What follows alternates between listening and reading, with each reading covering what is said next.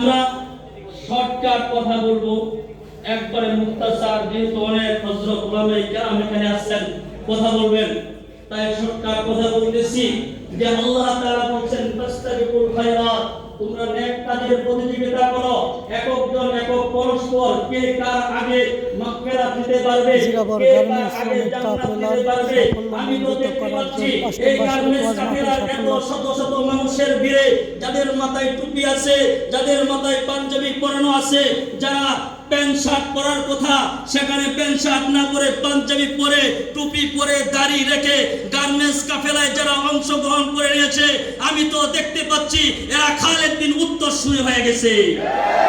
কথা বলেন ঠিক না বেঠে? আমি তো দেখতে পাচ্ছি এটা জান্নাতের কাফেলা।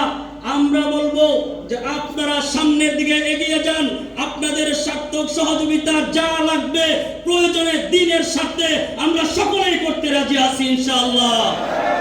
রাজি আছি না ইনশাআল্লাহ? তাহলে গার্মেন্টস কাফেলার কি কি প্রয়োজন, কি কি লাগবে, উলামায়ে কেরামদেরকে সম্মান করার জন্য এখানে আনলে যা যা প্রয়োজন দিনের সাথে সাহাবায়ে কেরাম যেন তাদের জান মাল সবকিছু দিয়ে তারা যেমন সহযোগিতা করেছে, আমরাও ইনশাআল্লাহ এখান থেকে শপথ নিচ্ছি আপনারা গার্মেন্টস কাফেলা এগিয়ে যান, আমরা উলামায়ে কেরাম আপনাদের পাশে আছি, আমজনতা আপনার পাশে আছি, বিভিন্ন ফ্যাক্টরি যারা মালিক, যারা শ্রমিক এবং যারা জিএম পিএম ডিরেক্টর সহ যারা আছে আমরা পাশে আছি ইনশাআল্লাহ। আপনারা চালিয়ে যান, আগামীর বাংলাদেশ ইসলামের বাংলাদেশ, আগামীর বাংলাদেশ মুজাহিদদের বাংলাদেশ। নারে তাকবীর, নারে তাকবীর, জিন্দাবাদ গার্মেন্টস শ্রমিক কাফেলা, জিন্দাবাদ জিন্দাবাদ। আখির দাওয়ানা আলহামদুলিল্লাহি রাব্বিল আলামিন। ধন্যবাদ।